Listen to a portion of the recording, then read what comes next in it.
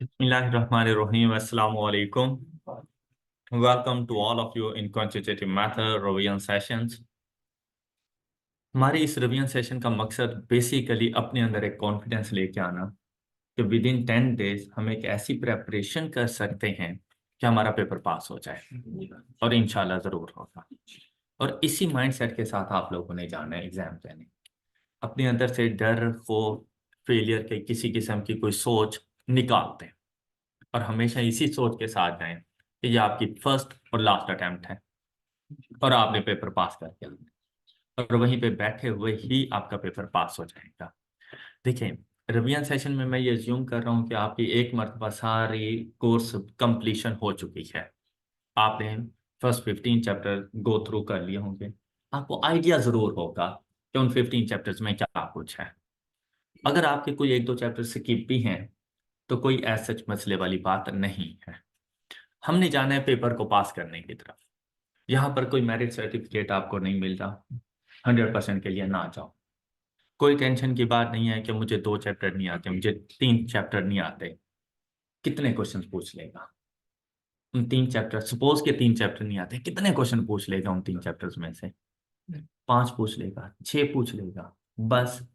बाकी तो कर सकते हैं, 10 पूछ ले, बाकी 40 MCQs तो हैं, हम सॉल्व कर सकते हैं। हम क्यों ना उनके ऊपर फोकस कर लें। यहाँ पर मैंने आपको सारे चैप्टर्स पढ़ाने हैं।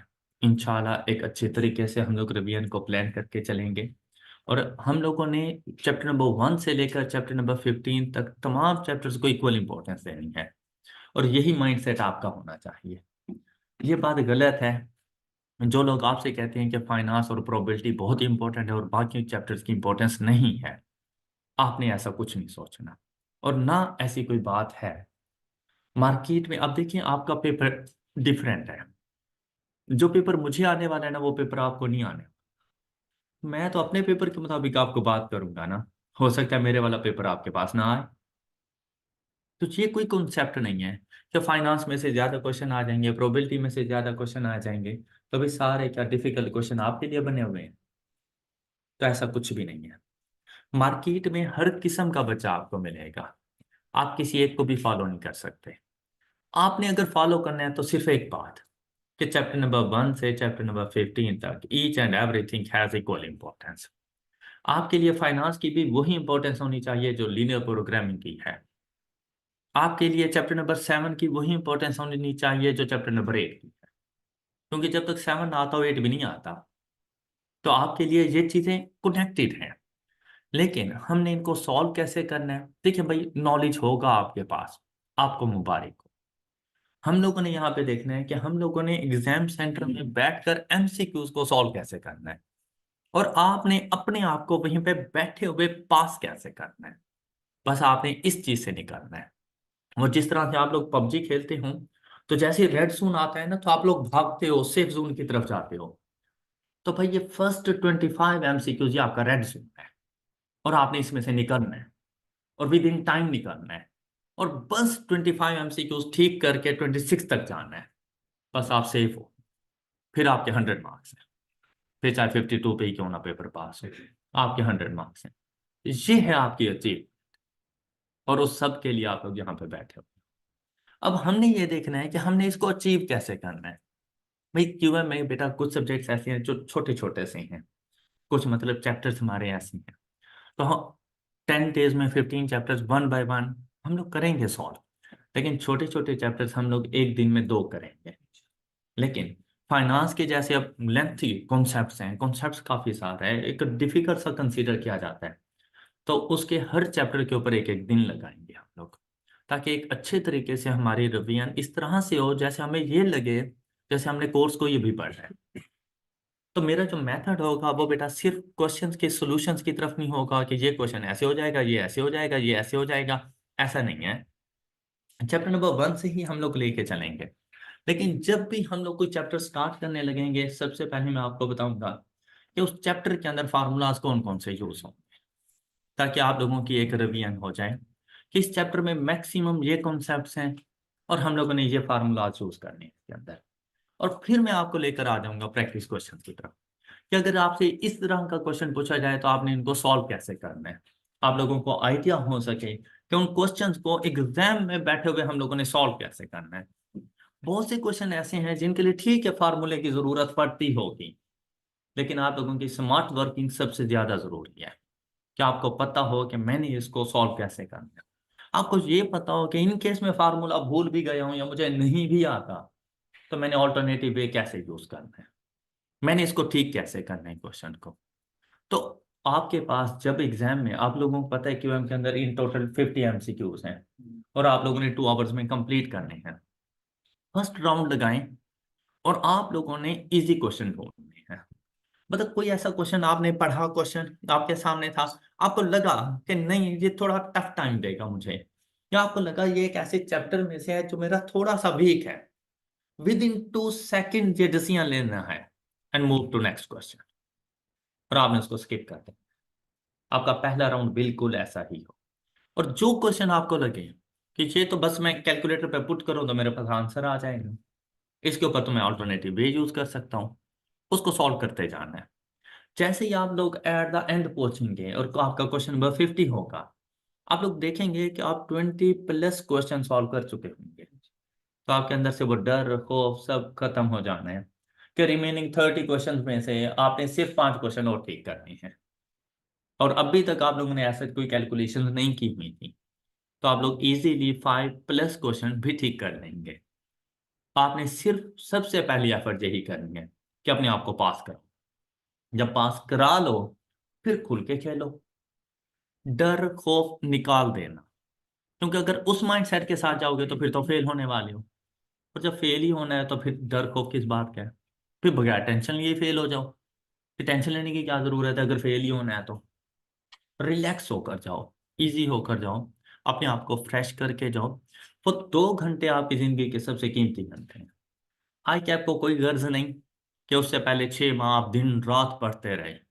आई कैप को इस बात से कोई गर्ज नहीं है। आई कैप को ये गर्ज है कि वो 2 घंटे आप लोग कैसे गुजारते हैं।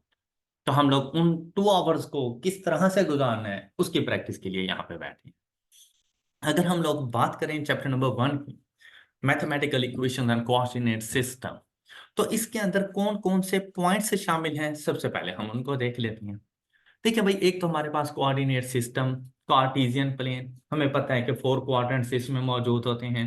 फर्स्ट क्वाड्रेंट में एक्स एंड वाई दोनों पॉजिटिव होते हैं, सेकंड के अंदर एक्स नेगेटिव वाई पॉजिटिव होता है, थर्ड के अंदर X and Y both are negative, and in fourth quadrant X positive and Y negative. Okay हो गया। पॉइंट ऑफ ओरिजिन का हमें पता है। फिर हमें यह पता होना चाहिए कि X intercept and Y intercept क्या होते हैं। X intercept is a point on X axis. मतलब अगर आपसे एक्स इंटरसेप्ट पूछता है, point on X axis, Y intercept पूछता है, पॉइंट ऑन वाई एक्सिस, ये वाई इंटरसेप्ट है।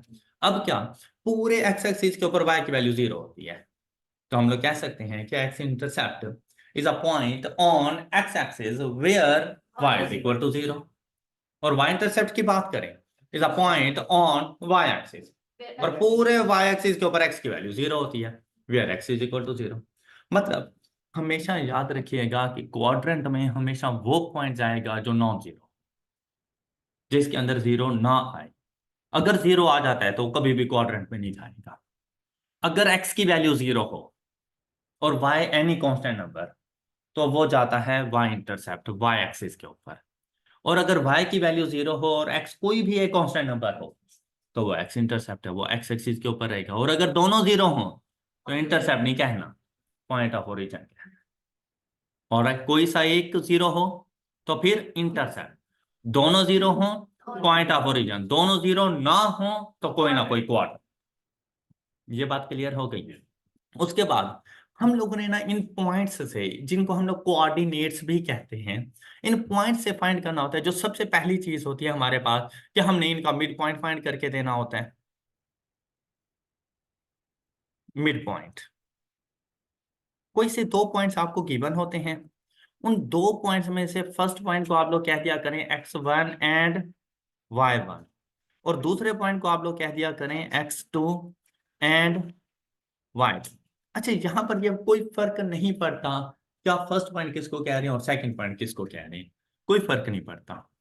अब अगर आप लोगों ने मिड पॉइंट फाइंड करना हो तो मिड पॉइंट फाइंड करने का जो हमारे पास फार्मूला होता है बहुत सिंपल है। जैसे अगर मैं आपसे कहूं कि मेरे पास 10 रुपए हैं और 20 रुपए हैं, बताओ इन दोनों की मिड की वैल्यू कौन सी होगी? 10 एंड 20 की मिड वैल्यू कौन सी होगी? 15। तो 15 के लिए आप लोगों ने कैसे फाइंड किया? 15 दोनों को प्लस करके डिवाइडेड बाय, यही मिड पॉइंट का फार्मूला है। मतलब जैसे ऐसा लग रहा है जैसे क्यों उन्होंने आपसे पूछा हो कि मिड पॉइंट कैसे फाइंड करेंगे, तो आपने कहा कि दोनों को प्लस करके डिवाइड, उन्होंने कहा ठीक है हम ऐसे ही कर लेते हैं। ये देखो ये आपके पास मिड पॉइंट आ गया कि x का मिड पॉइंट फाइंड करना हो तो x की दोनों वैल्यू को ऐड करके डिवाइडेड बाय 2, और y का मिड पॉइंट फाइंड करना हो तो y की दोनों वैल्यूज को ऐड करके डिवाइडेड बाय। अच्छा, क्या अब इस चीज में फर्क पड़ेगा कि मुझे x1 y1 x1 x2 पहले लिखना है या x2 प्लस x1 करना है? कोई फर्क नहीं पड़ता। 3 + 5 8, 5 + 3 = 8। ऑलराइट, कोई इससे फर्क नहीं पड़ता कि आप x2 + x1 कर रहे हैं या x1 + x2, लेकिन इस चीज से फर्क पड़ेगा कि पहले x की वैल्यू लिखनी है और फिर y की वैल्यू लिखनी है।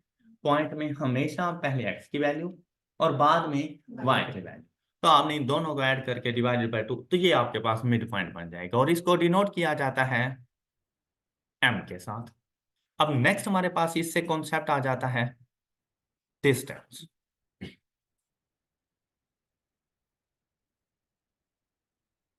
दो पॉइंट्स के दरमियान हम लोगों ने डिस्टेंस फाइंड करना है, डिस्टेंस बिटवीन टू पॉइंट्स। अच्छा भाई, वो दो पॉइंट्स कोई से भी दो पॉइंट्स हो सकते हैं हमारे कोऑर्डिनेट सिस्टम के अंदर, तो वो आपको दोनों पॉइंट्स बता देगा। जिस तरह से ऊपर में मैंने मेंशन किया कि फर्स्ट पॉइंट को कह देना x1 y1 और सेकंड पॉइंट को कह देना x2, लेकिन एक बात हमेशा याद रखना कि distance can never be a negative value. तो ये हमेशा हमारे पास एक पॉइंट, मतलब अगर मैं आपसे ये कहूं कि भाई घर से आपके कॉलेज तक का डिस्टेंस कितना है, आपने कहा 5 किलोमीटर, और अगर मैं आपसे ये कहूं कि भाई आपके कॉलेज से आपके घर तक का डिस्टेंस क्या है, तो फिर क्या कोई डिफरेंट है? सेम होगा। तो एक तो इस बात से कोई फर्क नहीं पड़ता कि आप लोगों ने पॉइंट ए से पॉइंट बी का डिस्टेंस फाइंड किया या बी से ए का डिस्टेंस फाइंड किया, डिस्टेंस सेम आना। लेकिन अगर एट द एंड में आपसे पूछूं कि आप शाम सुबह अपने घर से कॉलेज की तरफ आए, क्लासेस अटेंड की, फिर कॉलेज से घर चले गए, और मैं आपसे पूछूं आपने कितना डिस्टेंस कवर किया, और आप मुझे कहें 0, क्या भाई सुबह जहां से निकले थे शाम को वहीं पे ही मौजूद हैं, क्या ऐसा ही है? तो देखो, अगर 0 होता तो मतलब जाने का प्लस आने का -5, ऐसे ही था, फिर 0 होता, लेकिन नेगेटिव में नहीं बताना, तो आपका टोटल डिस्टेंस 10 हो जाना है। राइट, अब डिस्टेंस को फाइंड करने के जो हमारे पास फार्मूला होता है, डिस्टेंस को डिनोट किया जाता है स्मॉल डी से, और इसको फाइंड करने का हमारे पास फार्मूला होगा। देखिए भाई क्यूएम में आप लोगों के फार्मूलाज बहुत ज्यादा हैं, तो इसलिए फार्मूलाज के ऊपर एक अच्छी ग्रिप होनी चाहिए आप लोगों की। तो ये चीज आप लोगों में एक कॉन्फिडेंस लेकर आएगी कि आपको फार्मूलाज का पता है, आपको कॉन्सेप्ट्स का पता है। अब यहां पर देखें तो हमारे पास डिस्टेंस को फाइंड करने का फार्मूला हमारे पास क्या होगा, कि आप लोगों ने x1 minus x2 cos square plus y1 minus y2 cos square. ये बात क्लियर हो गई? अच्छा बेटा, अगर इसमें स्क्वायर ना होता तो फिर x1 minus x2 is not equal to x2 minus x1, अगर स्क्वायर ना होता तो। अच्छा, स्क्वायर के लग जाने की वजह से मैं x1 माइनस x2 करूं या x2 माइनस x1 करूं, कोई फर्क नहीं पड़ता, दोनों ऐड हो रही हैं। तो इस बात से भी कोई फर्क नहीं पड़ता कि मैं y1 माइनस y2 का स्क्वायर पहले लिखूं या बाद में लिखूं, इससे भी कोई फर्क नहीं पड़ता। ऑलराइट, तो अब आप लोगों ने अपने आप को इन चीजों में नहीं कंफ्यूज करना कि x1 पहले आएगा या x2 पहले आएगा, y1 पहले आएगा या x1 की वैल्यूज को पहले लिखेंगे, इन चीजों में अपने आप को कंफ्यूज नहीं। अब जब भी आपके पास दो पॉइंट्स आए और आपसे डिस्टेंस पूछा जाए, सिंपली एक पॉइंट को x1 y1, दूसरे को x2 y2, कैलकुलेटर उठाएंगे, अंडर रूट लगाएंगे, ब्रैकेट्स ओपन करेंगे और वैल्यूज पुट करके इज इक्वल टू, और आपका आंसर मैच। ऑल राइट, लेकिन जहां पर 2 पॉइंट से मुराद एनी 2 पॉइंट्स, लेकिन कभी कभी ऐसा होता है कि हमसे पूछ लेता है कि distance of a point from origin.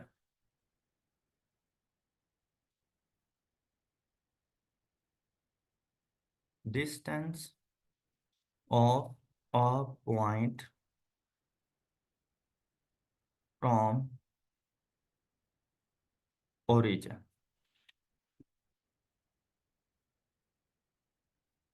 अच्छा भाई, वैसे अगर देखा जाए तो चाहे आपसे distance of a point from origin पूछे या डिस्टेंस बिटवीन टू पॉइंट्स पूछे, आप ऊपर वाला फार्मूला यूज कर लो, वो बेसिक फार्मूला है आप लोगों के पास। लेकिन अगर आप लोगों ने अपने काम को आसान करना है तो ओरिजिन के कोऑर्डिनेट्स क्या होते हैं? अच्छा मुझे एक बात बताओ कि जीरो किसी भी नंबर में ऐड करूं या जीरो किसी भी नंबर से लेस करूं, क्या नंबर में कोई फर्क पड़ता है? नहीं, कोई फर्क नहीं पड़ता। तो फिर मुझे वो जीरो अकाउंट फॉर करने की जरूरत ही नहीं है। तो हम लोग क्या करेंगे ऐसी सिचुएशन में, अगर हम लोगों ने डिस्टेंस फाइंड करना होगा, तो भाई एक पॉइंट तो गिवन होगा ना मेरे पास। उस एक पॉइंट के जो कोऑर्डिनेट्स होंगे वो एक्स एंड वाई, और दूसरे तो मेरे पास point of origin zero and zero हैं। तो हम लोग क्या करेंगे इसके लिए, हम सिंपली एक्स का स्क्वायर प्लस वाई का स्क्वायर, ये डिस्टेंस का फार्मूला हम लोग उस टाइम पर यूज करेंगे जब हम लोगों ने distance of a point from origin calculate करना हो। यहां तक कोई इशू? अच्छा नेक्स्ट देखिए, हमारे पास आ जाता है बेटा मोस्ट इंपॉर्टेंट, स्लोप। और इससे रेलिवेंट अच्छे खासे क्वेश्चन आप लोगों से पूछे जा सकते हैं। स्लोप को कहा जाता है,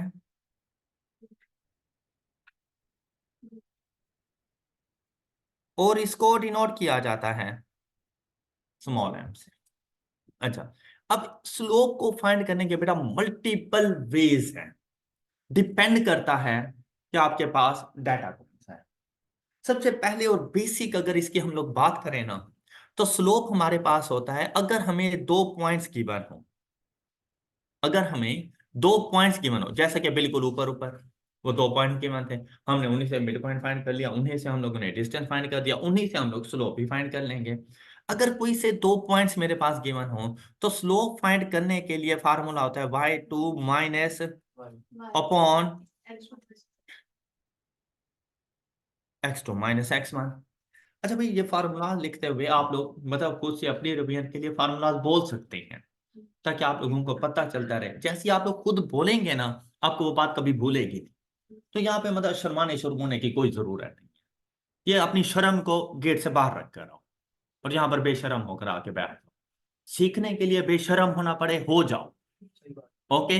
और अगर आपको लगता है कि बोलने वाला कोई बेशरम आदमी है तो मैं बेशरम, तो जब आपका उस्ताद बेशरम है तो आपको बनने में क्या देर लगती है? बेशर्मों का उस्ताद बेशरम। तो यहाँ पर देखें, अब हमारे पास जो फार्मूला, जो हमारे पास एग्जाम में क्वेश्चन आते हैं, हम उनको भी साथ साथ डिस्कस करते रहेंगे। लाजमी आते फार्मूला नहीं पूछेगा, लेकिन फार्मूला अप्लाई तो करवा सकता है ना, उसके लिए मुझे आना चाहिए। लेकिन साथ में इंटरप्रिटेशन पूछता है कि थ्योरेटिकल क्वेश्चंस, स्लोप की डेफिनेशन, स्लोप के बारे में कोई भी इस किस्म की बात। तो बेटा अगर हम लोग बात करें ना, एक्स एंड वाई ये हमारे पास वेरिएबल्स हुआ करते हैं, और मैथमेटिक्स के अंदर हमेशा याद रखना कि Y is a dependent variable and X is independent variable. अब देखिए, कोई सच रॉकेट साइंस नहीं है तो स्लोप की डेफिनेशन को जाकर बैठकर हम लोग याद करते रहेंगे, रट्टे लगाएंगे, नहीं ऐसा नहीं है।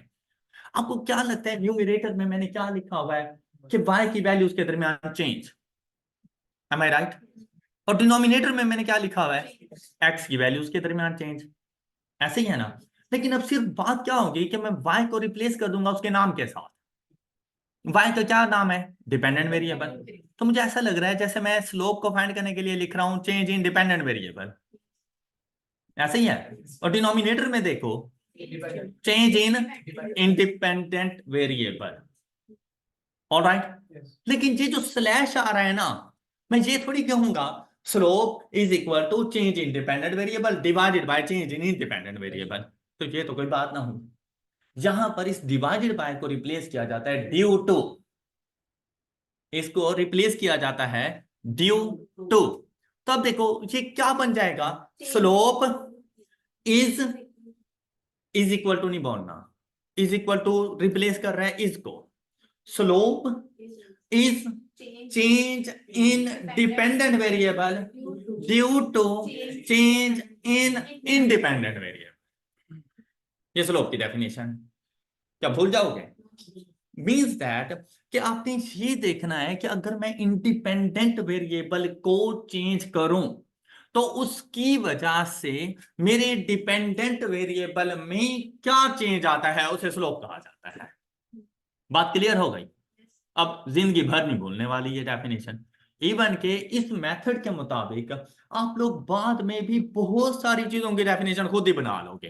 भाई इसकी डेफिनेशन ये है, वो डेफिनेशन ही फार्मूला बन जाती है हमारे पास। अब जहां पर देखें, भाई पहला मेथड है आपके पास यही, स्लोप को फाइंड करने का। इसके अलावा मैंने आपसे कहा मल्टीपल वेज हैं स्लोप को फाइंड करने के। ये उस टाइम पे यूज करना जब पॉइंट्स गिवन हो, लेकिन हमारे पास कभी कभी ऐसा होता है कि एक इक्वेशन गिवन होती है, एक स्ट्रेट लाइन इक्वेशन गिवन होती है। स्ट्रेट लाइन इक्वेशन की जो हमारे पास स्टैंडर्ड फॉर्म होती है ना, वो कुछ इस तरह से है।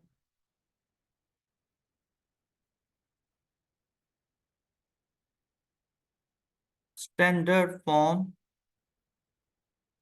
Of straight line equation. क्या बता सकते हैं standard form of straight line equation क्या होती है? अच्छा, सपोज आप भूल गए, आपको नहीं पता, उठा लेना कैलकुलेटर, सेटअप, 5 नंबर पे चले जाओ, और ये जो फर्स्ट फॉर्म है ये स्ट्रेट लाइन इक्वेशन की स्टैंडर्ड फॉर्म। ऑल राइट, क्या है ये? अच्छा, ये N, A N means any constant number. ठीक है, तो हम लोग इसको ना अपनी सहूलत के लिए लिख देंगे A X plus B Y is equal to C. अब बस इस बात का ख्याल रखना कि स्ट्रेट लाइन इक्वेशन के अंदर इक्वल टू के बाद कांस्टेंट रखना। पहले आ सकता है, वो भी स्ट्रेट लाइन ही है, लेकिन साइन का फर्क होता है। तो आप लोगों ने इस बात का ख्याल रख लेना है कि कांस्टेंट इक्वल टू के बाद रखना। अब हमें ना एक इक्वेशन कुछ इसी फॉर्म में दी जाती है और हमें कहा जाता है इसका स्लोप फाइंड करो। अच्छा, इसका स्लोप फाइंड करना कोई मुश्किल बात नहीं है। इसका स्लोप फाइंड करने के दो मेथड्स हैं। इस स्ट्रेट लाइन इक्वेशन से स्लोप फाइंड करने के दो मेथड्स हैं। पहला मेथड हमारे पास क्या है कि आपने इस इक्वेशन को कन्वर्ट कर लेना है इस फॉर्म में, y is equal to M X plus C. आपने इस फॉर्म में कन्वर्ट कर लेना है। अब देखिए मैंने x के साथ क्या लिखा हुआ है और m से क्या मुराद है? बस x का जो कोफिशिएंट होगा वो स्लोप ऑफ द इक्वेशन है। क्या आपको ये बात समझ आई? अच्छा, यहां पे ना एक जादू देखो, दूसरा मेथड बेसिकली कोई मेथड नहीं है, मैं स्टैंडर्ड फॉर्म को कन्वर्ट करता हूं इस फॉर्म में। तो जैसे ही मैं इसको कन्वर्ट करूंगा, ये देखो, क्या मैं इसको यूं लिख दूं, B Y is equal to minus A X plus C, तो आप लोग एतराज करोगे। ये बात क्लियर है? लेकिन ये y is equal to M X plus C की फॉर्म में नहीं है। बस ये बात याद रखना कि y is equal to M X plus C से मुराद है y का कोफिशिएंट 1 हो, और 1 फिर शो नहीं होता, मतलब 1 के अलावा कोई और कोफिशिएंट नहीं होना चाहिए। जबकि यहां पे y का कोफिशिएंट क्या है? b। तो मैं क्या करूंगा, b अगर इसके साथ मल्टीप्लाई हो रहा है तो दूसरी साइड पे जाकर डिवाइड हो जाएगा। तो याद रखिए मैं इसको कुछ इस तरह से क्या लिख दूं, minus A by B of X plus C by, क्या किसी को एतराज है? अच्छा, अब यहाँ पे देखें बेटा, ये जो y is equal to M X plus C है ना, इसमें y dependent variable, x independent variable. ये बात तो बस पल्ले से बांध लो ना कि हमेशा ऐसा ही है। m से मुराद स्लोप ऑफ द इक्वेशन, लेकिन c से मुराद कांस्टेंट नंबर नहीं है। स्टैंडर्ड फॉर्म के अंदर c is equal to a constant number, लेकिन जब ये कन्वर्ट हो जाती है ना y is equal to M X plus C, तो c is not a constant number, c is called y intercept. ये बात याद कि इस फॉर्म के अंदर इस c से क्या मुराद है, y इंटरसेप्ट। और y इंटरसेप्ट क्या होता है?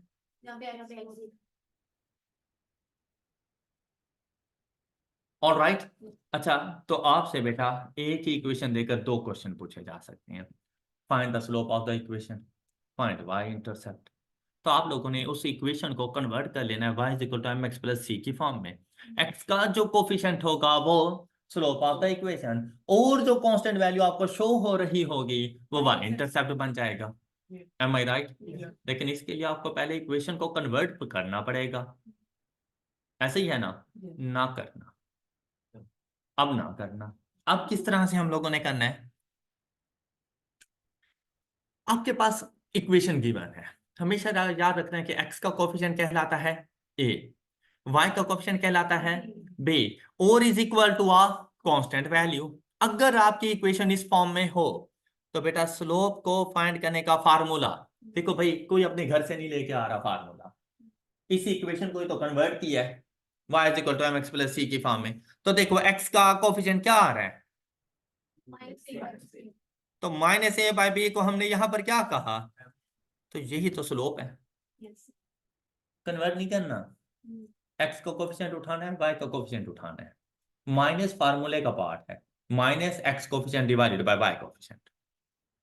ऑलराइट, स्लोप की वैल्यू आ जाएगी। तो इक्वेशंस में से स्लोप हमेशा ऐसे ही फाइंड करना, और विद इन सेकंड आपके सामने स्लोप होगा। और अगर आपने y इंटरसेप्ट फाइंड करना हो तो देखिए y इंटरसेप्ट का क्या फार्मूला मिला, is equal to c upon b। ये प्लस ये जो कांस्टेंट है, ये आपके पास y इंटरसेप्ट ही तो है। ऑलराइट, तो क्या वो आपसे x इंटरसेप्ट नहीं पूछ सकता?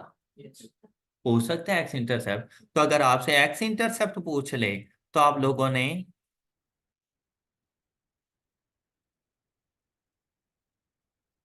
Is equal to c upon a।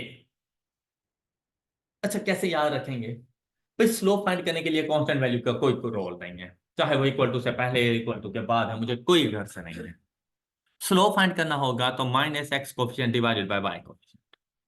Alright, लेकिन जब भी इंटरसेप्ट फाइंड करने होंगे तो न्यूमरेटर में कांस्टेंट आएगा, चाहे वो एक्स इंटरसेप्ट है चाहे वो वाई इंटरसेप्ट है। ऑलराइट, अगर वाई इंटरसेप्ट है तो डिवाइडेड बाय वाई कोफिशिएंट, और अगर एक्स इंटरसेप्ट है divided by x coefficient. Formula याद? कोई शो? तो आप देखो इक्वेशंस में से कोई कन्वर्जन की जरूरत नहीं है, ए बी और सी की वैल्यू को डिटरमिन करना है, बस हो जाएगा। अच्छा, नेक्स्ट थर्ड फॉर्म हमारे पास आती रहती है कि हमें ना इंटरसेप्ट्स गिवन होते हैं, कि मुझे ना x intercept and Y intercept की वैल्यू गिवन है, और मुझे कहा गया स्लोप की वैल्यू फाइंड करो। तो बेटा बेसिकली आप लोगों के पास जो फार्मूला था वो फार्मूला यूज हो सकता है कि अगर सपोज आपसे यहां पे कह दे X intercept is 8 and the Y intercept is suppose के 16, और आपसे कहे फाइंड स्लोप, तो बेटा एक्स इंटरसेप्ट इज 8 से मुराद है कि एक्स की वैल्यू 8 है, और एक्स इंटरसेप्ट पर वाई की क्या वैल्यू होती है, तो पॉइंट बन जाएगा 8 एंड 0। और जब उसने कहा कि y intercept is 16, it means that y की वैल्यू 16 है, तो एक्स की वैल्यू 0, तो पॉइंट क्या बन जाएगा, 0 है। दो पॉइंट्स बन गए। चाहो ना ये फार्मूला यूज करो, y2 minus y1 divided by x2 minus x1। Alright, और अगर यही फार्मूला यूज करना था तो इधर क्यों आए हो? तो अब आप लोगों ने जो स्लोप का फार्मूला यूज करना है, अगर दोनों इंटरसेप्ट्स गिवन हो तो स्लोप का फार्मूला हमारे पास बनता है m is equal to minus y intercept. अब देखिए न्यूमिरेटर में कौन होता है, चेंज इन y, तो बेटा न्यूमिरेटर में y ही रखो, लेकिन अब y क्या, intercept, minus y intercept upon x intercept. अब आपके पास स्लोप की वैल्यू आ गई और आपका काम आसान हो गया। क्या गलत कहा मैंने? अच्छा, आप देखो जैसे अभी मैंने आपसे कहा था y intercept is 16 and the x intercept is 8, और मैंने इसका स्लोप फाइंड करना था, तो मुझे पता चल गया -16/8 इज इक्वल टू -2। टिक किया, move to next question, slope आ गया मेरे पास। ऑलराइट, नेक्स्ट चलें। बेटा ये जो स्लोप हमारे पास होता है ना, ये हमारे पास स्ट्रेट लाइन इक्वेशंस की डायरेक्शंस को फॉलो कर रहा होता है, और हमारे पास जो स्ट्रेट लाइन की डायरेक्शंस होती है ना, वो इन टोटल 4 है।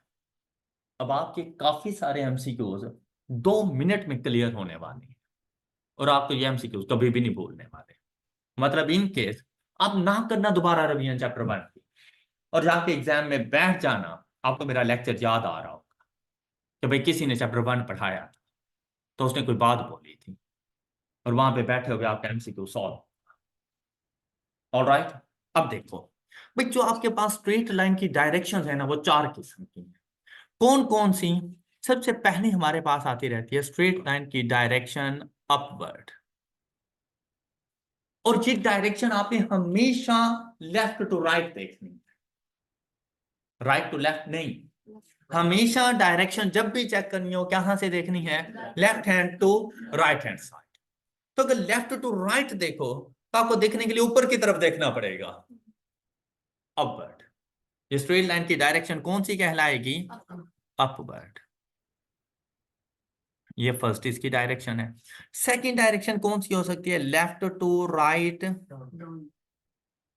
अब देखिए, अब अगर लेफ्ट टू राइट अब देखेंगे ना, आपको नीचे की तरफ देखना पड़ेगा, तो ये बन गई डाउनवर्ड।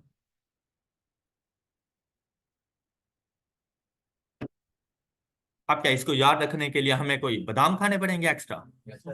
बच गए ना? पहले भी नहीं थे। अच्छा, upward and downward straight lines आपके पास आ गई। अच्छा, नेक्स्ट डायरेक्शन स्ट्रेट लाइन की हमारे पास क्यों कौन सी हो सकती है? Parallel to x axis. Parallel to, क्या मतलब? एक्स एक्सिस किस तरह होता है? ये देखें इस तरह। अब इस लाइन को क्या कहा जाता है?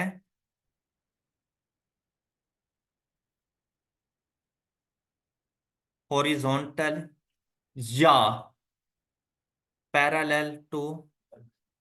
भाई कोई भी नेम यूज कर सकता है। पैरेलल टू, तो वहां पे आप लोगों ने कंफ्यूज नहीं हो जाना। या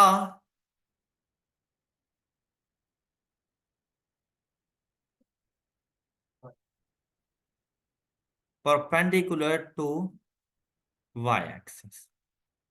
ये तीनों नेम एक ही इक्वेशन, एक ही स्ट्रेट लाइन के हैं, और वो ये है। Clear? And the last direction is vertical, and vertical line is like this.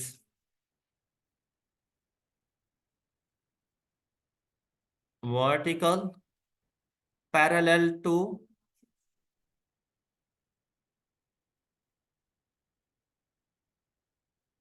y-axis and perpendicular to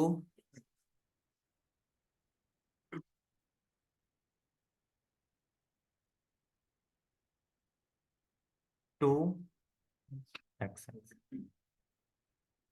I hope कि यहां तक की बातें आपको समझ आ चुकी हैं। हमने देखना है स्लोप। तो बेटा स्ट्रेट लाइन की डायरेक्शन 4, स्लोप भी 4 तरह के होते हैं, पॉजिटिव, नेगेटिव, जीरो, इन्फिनिटी। 4 किस्म के स्लोप है। और आपके पास एमसीक्यूज में यह हो सकता है the slope is positive, negative, zero, infinity. अब हम लोगों ने जाके देखना है। अब देखिए भाई, अगर आपके पास है अपवर्ड स्ट्रेट लाइन एम, तो स्लोप होता है डाउनवर्ड स्ट्रेट लाइन, तो स्लोप नेगेटिव, हॉरिजॉन्टल तो स्लोप जीरो, और वर्टिकल तो स्लोप की वैल्यू इन्फिनिटी। ऑल राइट, ये बातें क्लियर हो गई। अब ये क्वेश्चन आ सकते हैं, the slope of a line of an upward line is positive, slope of downward line is negative, slope of a line parallel to x axis zero, horizontal line, slope of a line perpendicular on x axis infinity, vertical line की बात की है मैंने। All right, तो आपसे कह सकता है if slope is zero the straight line is upward, downward, horizontal, vertical, तो हॉरिजॉन्टल। क्लियर हो गई बात? अब देखें कुछ इसमें ना थोड़ी सी टेक्निकल पॉइंट जो आप लोगों ने याद रखने हैं यहां पर, कि भाई अगर स्लोप पॉजिटिव है, अगर स्लोप, तो x and y moves in same direction.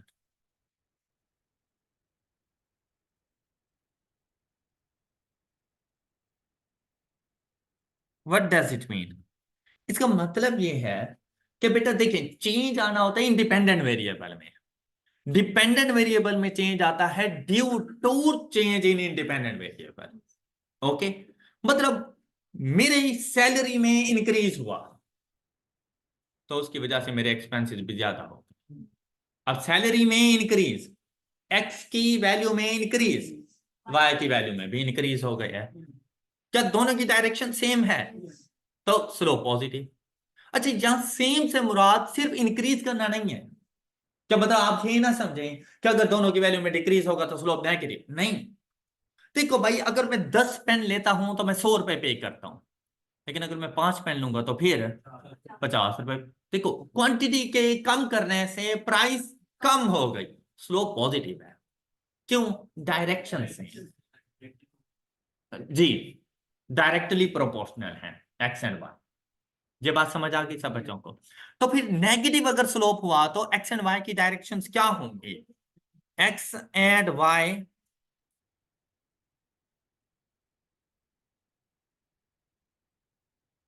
moves in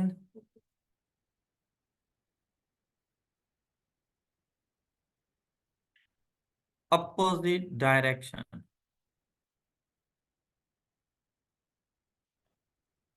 अच्छा बेटा, ये चीजें ऐसी पूछी जा सकती हैं, लेकिन प्रैक्टिकल लाइफ से एग्जांपल भी उठा के पूछ सकता है। तो भाई इसके स्लोप की वैल्यू क्या होगी? आपने इकोनॉमिक्स के अंदर law of demand and law of supply देखा होगा। लॉ ऑफ डिमांड, आप लोगों ने देखा कि प्राइसेस के इंक्रीज करने से क्वांटिटी डिक्रीज हो जाती है, स्लोप नेगेटिव है। तो अगर आप लोग गौर से देखें तो law of demand downward curve होती है, और लॉ ऑफ सप्लाई आप लोगों ने देखा था कि अगर प्राइसेस इंक्रीज हो जाएं तो सप्लाई इंक्रीज हो जाती है, उसके लिए अपवर्ड लाइन होती है आपके पास, स्लो पॉजिटिव होता है। बात क्लियर हो गई? तो अब आपके पास प्रैक्टिकल एग्जांपल से भी कोई बात पूछेगा ना, आपको पता चल जाएगा स्लो पॉजिटिव है नेगेटिव है। ऑलराइट, अगर मैं बात करूं यहां पर हॉरिजॉन्टल लाइन की, तो बेटा horizontal line parallel to x axis, x की जो मर्जी वैल्यू लेता जाऊं, क्या वाई में कोई चेंज आएगा? तो वही सिंपल सी बात है कि वाई रिमेन्स कांस्टेंट।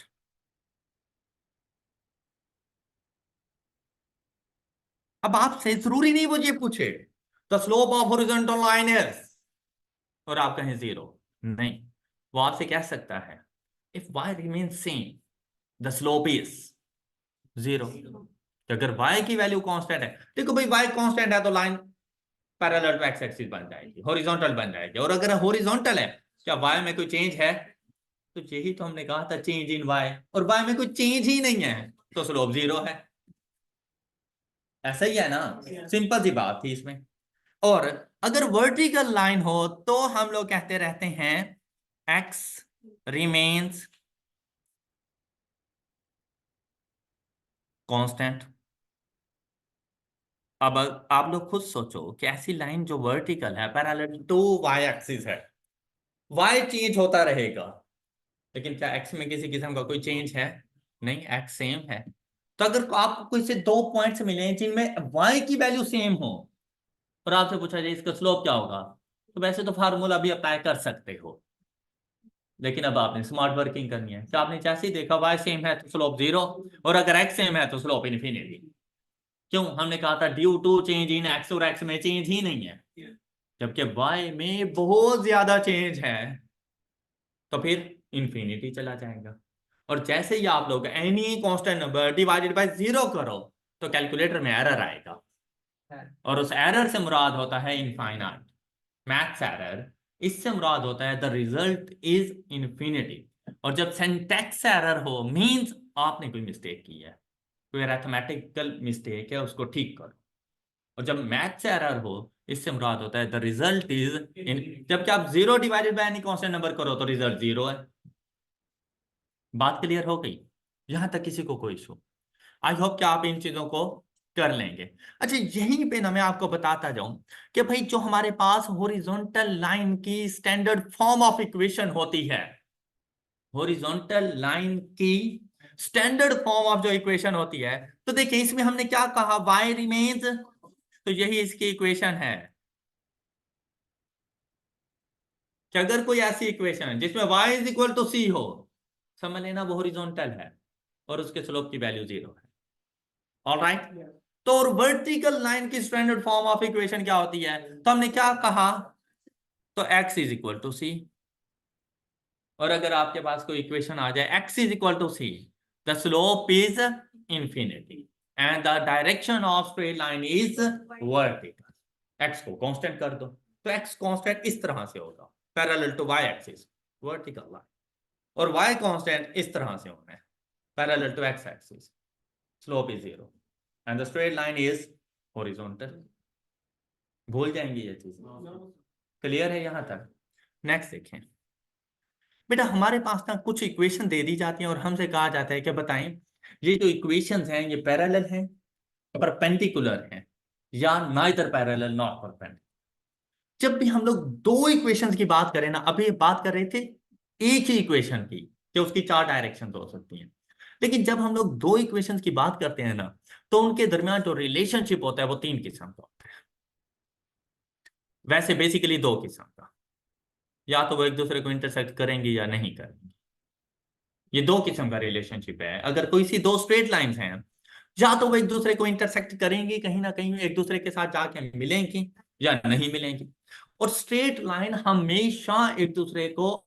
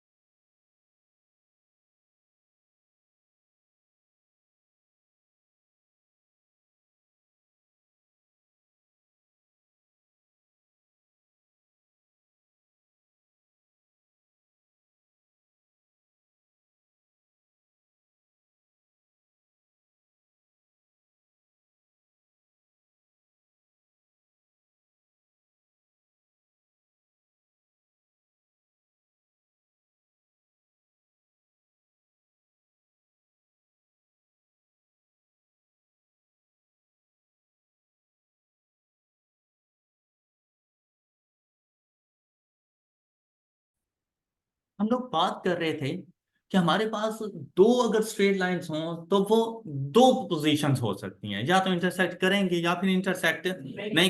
अगर इंटरसेक्ट नहीं करती हैं तो कहलाती हैं पैरेलल लाइंस। मतलब ऐसी लाइन जो बस जिंदगी भर एक दूसरे के साथ साथ चलती रहें, जैसे गाड़ी के दोनों left and right hand side के पहिए, आगे पीछे वाला नहीं, वो ओवरलैपिंग होती है, वो एक दूसरे के ऊपर ओवरलैप कर रहे होते हैं, वो पैरेलल नहीं होते। Left and right hand side के पहिए वो पैरेलल चलते रहेंगे। अब देखो ये पैरेलल लाइंस ऐसी होती हैं कि अगर ये टकरा जाएं तो बहुत बड़ा हादसा हो जाता है, तो पैरेलल लाइंस कभी नहीं टकराती। या पैरेलल नहीं हुई तो इंटरसेक्ट कर जाएंगे। अब इंटरसेक्टिंग की दो सिचुएशन हैं कि इंटरसेक्ट अगर 90 डिग्री पे करें तो परपेंडिकुलर, और अगर 90 डिग्री के अलावा किसी एंगल पर इंटरसेक्ट करते हैं तो just intersecting lines. All right, अच्छा अब देखिए पैरेलल लाइंस के लिए यहां पे हमें बताया गया पैरेलल लाइंस,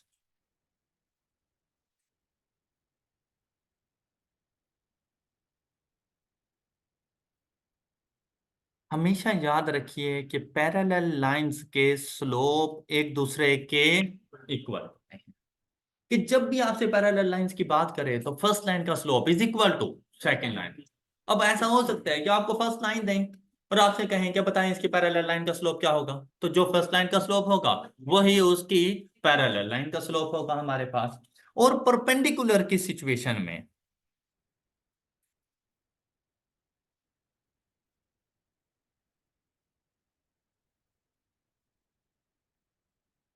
परपेंडिकुलर लाइंस की सिचुएशन में जो हमारे पास कंडीशंस होती हैं वो हैं m1 multiplied by m2 is equal to -1। ये बस याद रखने के लिए है। Means that the product of slope of two lines is equal to -1, then the lines are perpendicular. If the slopes of two lines are equal, the lines are parallel. ये बात clear हो गई? ये उस टाइम पे जब आपने apply करना हो तो m1 multiplied by m2 is equal to -1। Clear? लेकिन इसको अगर आप लोगों ने वैसे याद रखना हो तो याद रखिएगा कि परपेंडिकुलर लाइंस की सिचुएशन में स्लोप एक दूसरे के इनवर्स एंड रेसिप्रोकल होते हैं।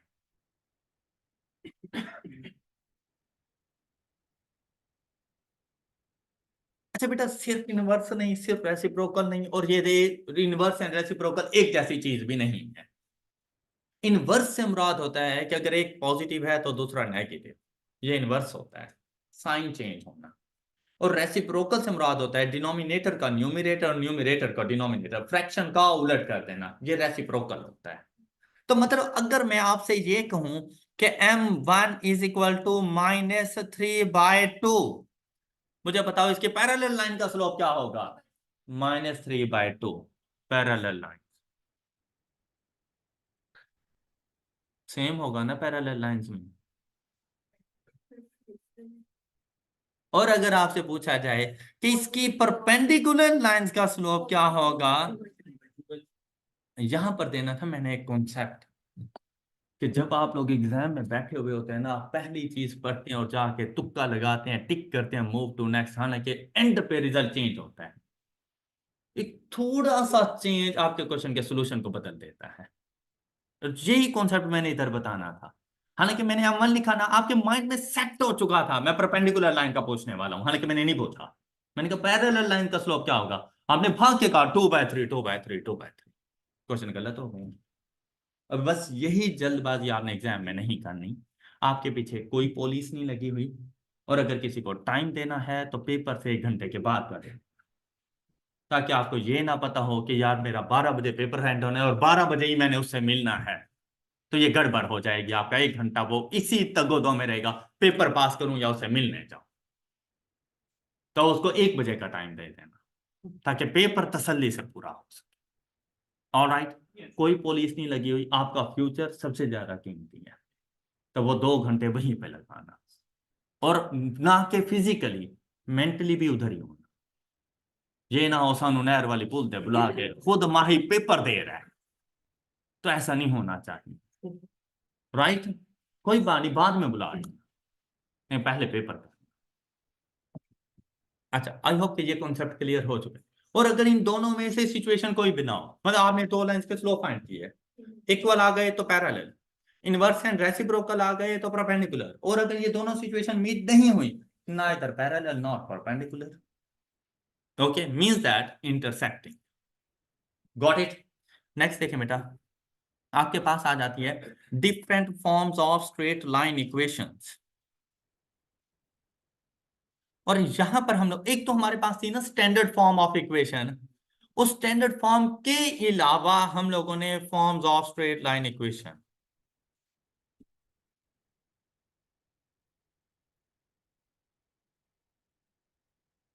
और उसमें हम लोग डिस्कस करेंगे 3 डिफरेंट फॉर्म्स। और वो 3 फॉर्म्स हैं हमारे पास। The first one is slope intercept form,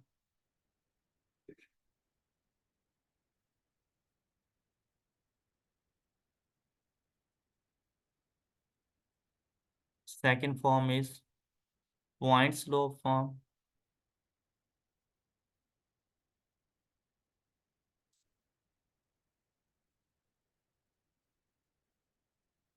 and the third form is intercepts form।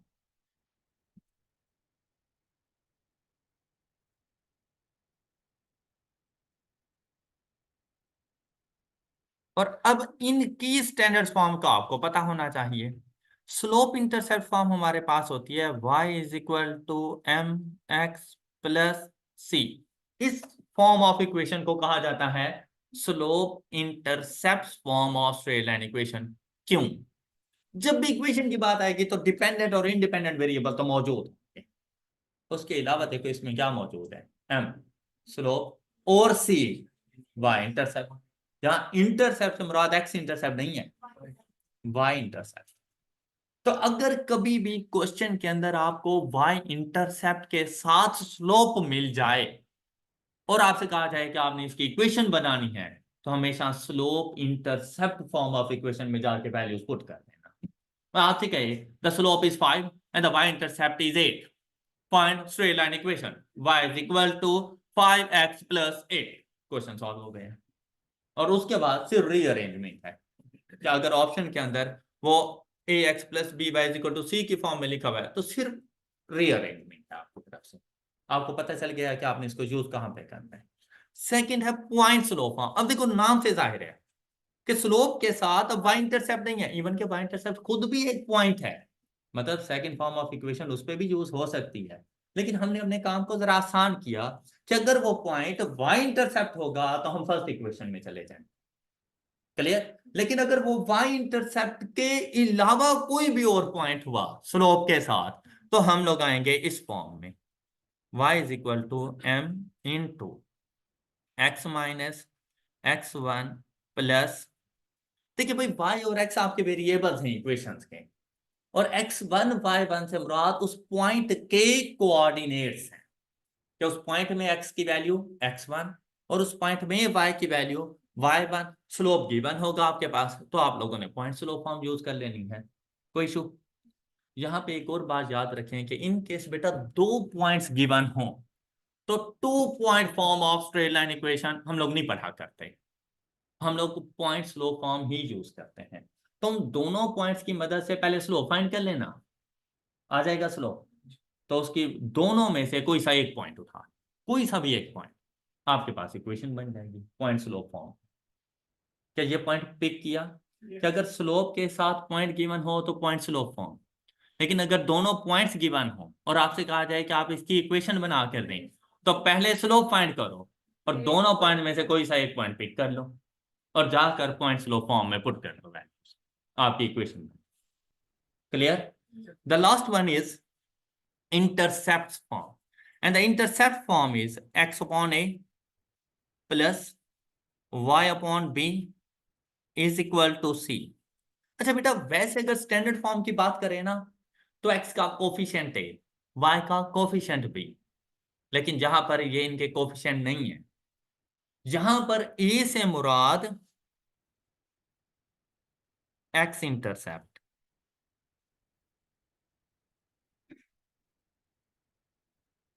देखिए हम लोग पढ़े इंटरसेप्ट्स फॉर्म, मींस दैट अगर क्वेश्चन में दोनों इंटरसेप्ट्स गिवन हो और आपसे कहा जाए स्ट्रेट लाइन इक्वेशन बनाए तो इंटरसेप्ट्स फॉर्म, तो x divided by x intercept plus y divided by y intercept is equal to 1, sorry constant नहीं है इधर, कांस्टेंट 1 आ जाता है हमारे पास। ये है intercept form and b is y intercept.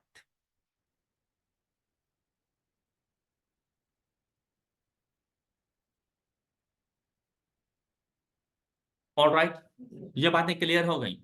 अच्छा इसके बाद बेटा एक बस लास्ट सा पॉइंट है इस कोऑर्डिनेट सिस्टम का, और वो है हमारे पास कंकरेंट लाइंस।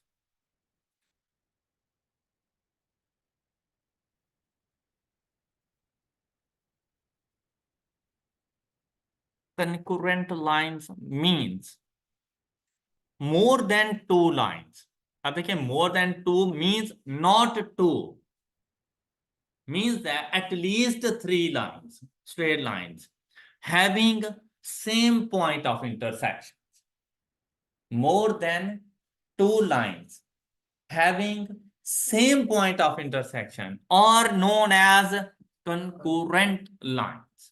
अब देखें अगर मैं आप लोगों के सामने यहां पर ये एक स्ट्रेट लाइन, यहां पर सपोज ये एक दूसरी स्ट्रेट लाइन, बेटा ये कंकरेंट लाइन नहीं है क्योंकि अब पहली कंडीशन थी मोर देन, ये इंटरसेक्टिंग है, और अगर इनके दरमियान पॉइंट ऑफ इंटरसेक्शन 90 डिग्री का है तो ये परपेंडिकुलर लाइन है।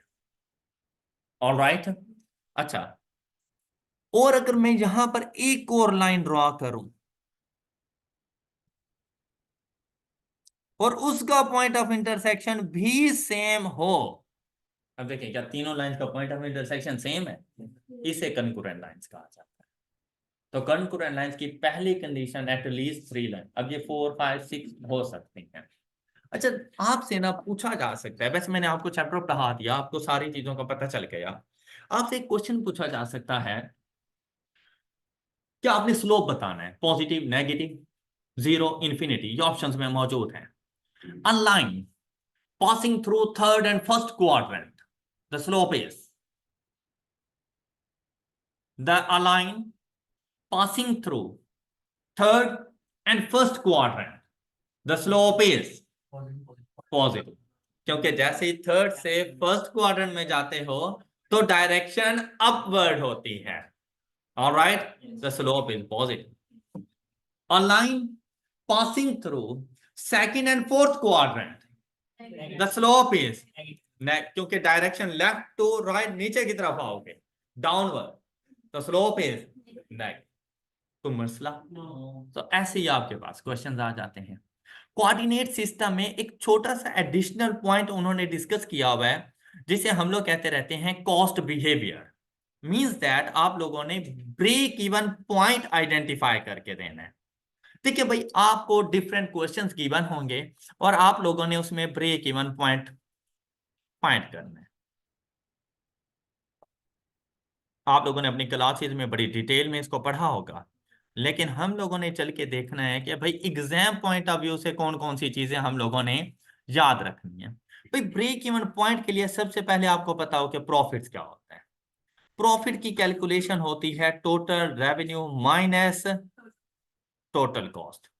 तो ब्रेक इवन पॉइंट हमारे पास एक ऐसा पॉइंट होता है where profit is equal to zero, no profit no loss.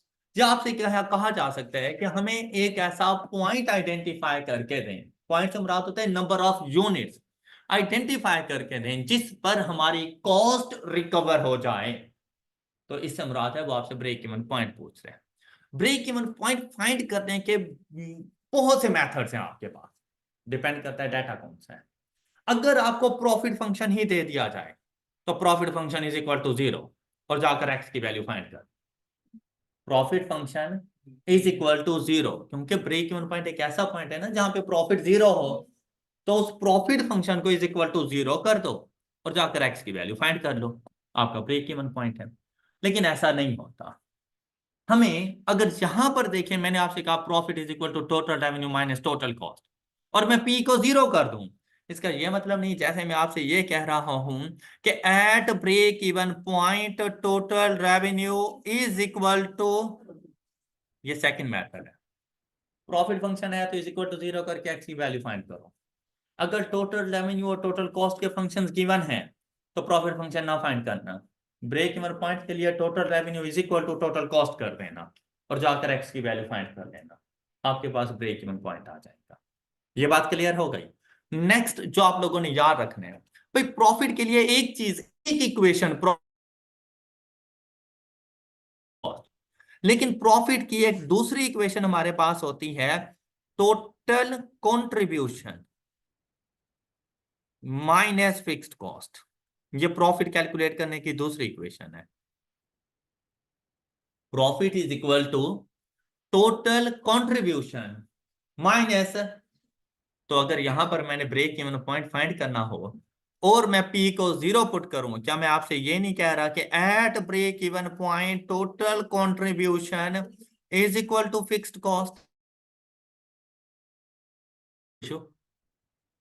बात ही आती है कि व्हाट इज टोटल कंट्रीब्यूशन। तो टोटल कंट्रीब्यूशन का हमारे पास जो फार्मूला होता है वो है contribution per unit multiplied by number of units.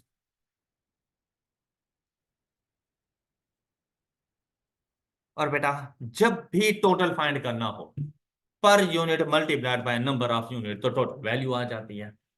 मसला तो अभी भी हल नहीं हुआ कि यार कंट्रीब्यूशन क्या है। तो अगर कंट्रीब्यूशन पर यूनिट आपने फाइंड करनी हो तो वो हमारे पास होती है sale price minus variable cost. The difference between selling price and variable cost per unit is called contribution per unit और इसको मल्टीप्लाइड बाय एक्स कर दो तो वो टोटल कंट्रीब्यूशन आ जाएगा is equal to fixed cost करो और एक्स की वैल्यू फाइंड कर लो तो आप लोगों के पास ब्रेक इवन पॉइंट आ जाएगा। ये बात समझ आ गई है? लेकिन आपने ऐसा भी नहीं करना। अब आपने ऐसा करना है कि जब भी आपसे ब्रेक इवन पॉइंट पूछा जाए आपने ये अकेला फार्मूला याद रखना है, fixed cost divided bye sale price minus variable cost. आपके पास ब्रेक इवन पॉइंट। बड़ी लंबी सी स्टोरी होगी, आपने उसमें से 3 चीजें देखनी है। फिक्स्ड कॉस्ट क्या है, सेलिंग प्राइस क्या है, वेरिएबल कॉस्ट क्या है। Fixed cost divided by selling price minus variable cost is equal to break even point. और 2 नंबर आपको मोबाइल। तो आप लोगों ने इससे ज्यादा मतलब बेसिकली मैं आपको ये बता रहा हूं कि break even point is equal to fixed cost divided by contribution. तो कभी कभी ऐसा होगा कि आपको हो सकता है कंट्रीब्यूशन ही बताते। The fixed cost is 1000 and the contribution per unit is 10. The break even point is 100. 1000 divided by 10. All right? Any question? चले अब जरा इनको ना अप्लाई करते हैं हम लोग।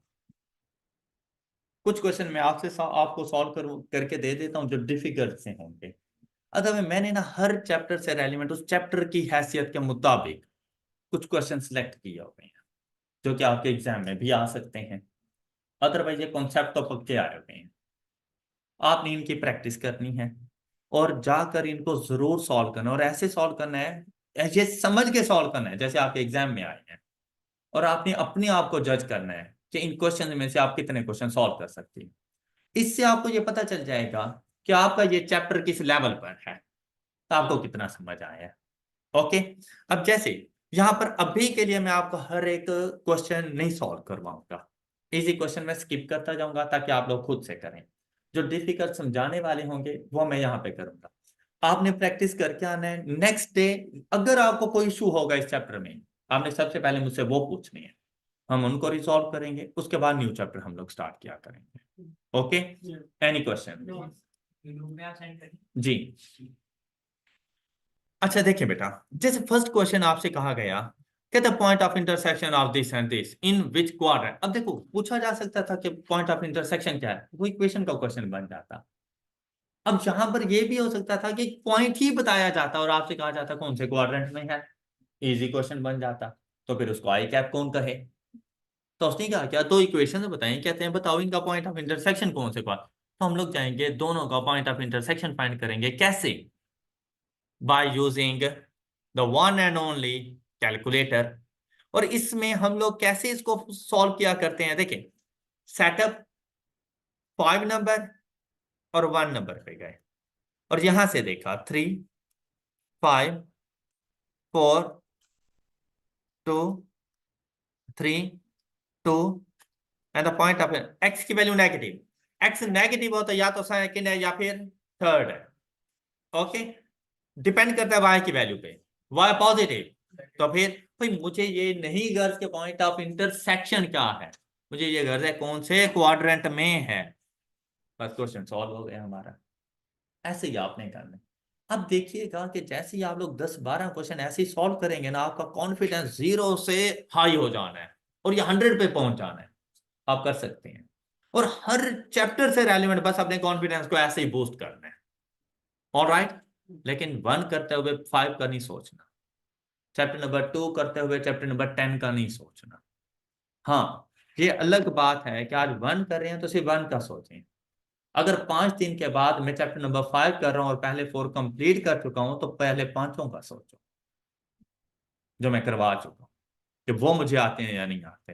लेकिन अगर मैंने अभी तक नहीं करवाए और आपको नहीं आते उसके बारे में ना सोचना, वो तो मैंने अभी करवाया ही नहीं है तो टेंशन किस बात की है। जब मैं करवा लूं और तुम्हें ना आए फिर टेंशन है, और ऐसा वक्त नहीं आने तुमका।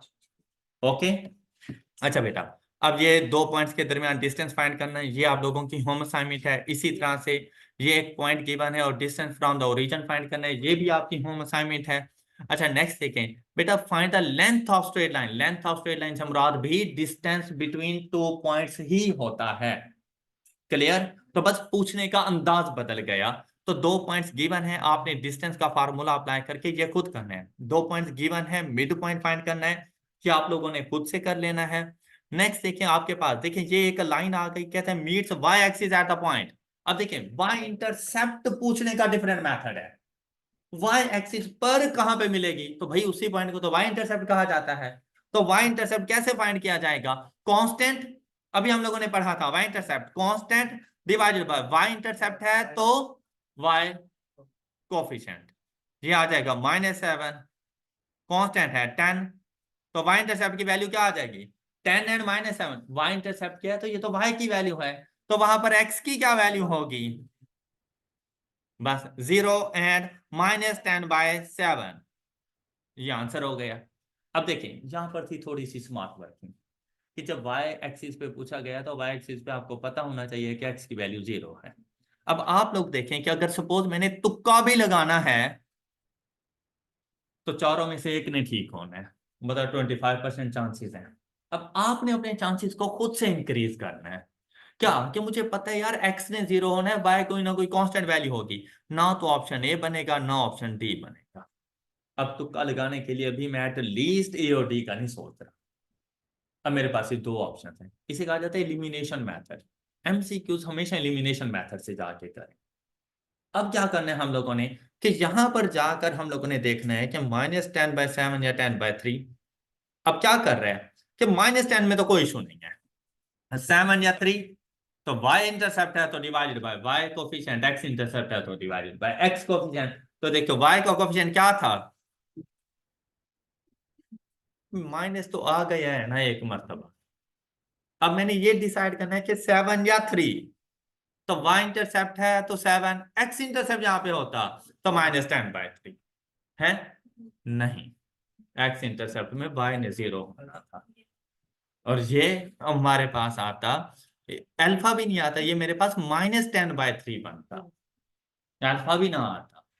लेकिन ये सोचने की बात नहीं ना कि भाई आप लोग मुझे सी क्यों कह रहे हैं x इंटरसेप्ट के लिए, वहां पे तो y ने 0 जाना है। ओके, बस यही एक्टिव माइंड वहां पे होना चाहिए जो इधर नहीं है। तो मैंने आपसे पहले भी कहा कि भाई आपके पीछे कोई पुलिस नहीं लगी हुई, कोई आपका इंतजार नहीं कर रहा, कोई आप मोस्ट वांटेड पर्सन नहीं है, सुकून से अपना पेपर कर। ऑलराइट, और चबले मारने से गुरेज करें। अब नेक्स्ट क्वेश्चन देखें 7, स्लोप बताना है। जैसे ही मैंने यहां पे देखा ना, आप लोग उठा लेते कैलकुलेटर, सॉल्व करते। अच्छा, उसके लिए भी आप रफ वर्क करते। एक तो अपने आप को रफ वर्क से रोकना है, रफ वर्क नहीं करना।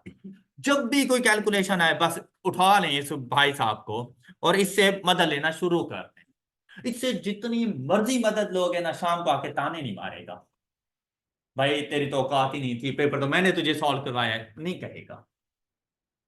ऑलराइट, तो इसको यूज करें। लेकिन यहां पर भी अगर आपने थोड़ा सा मेरा लेक्चर गौर से सुना हुआ होता, तो आप लोगों ने दिखते ही कह देना था कि अगर x मेरे पास कांस्टेंट है तो आंसर इन्फिनिटी है। इतना सा जोर लगना था आपका, और 2 नंबर आपके होगा।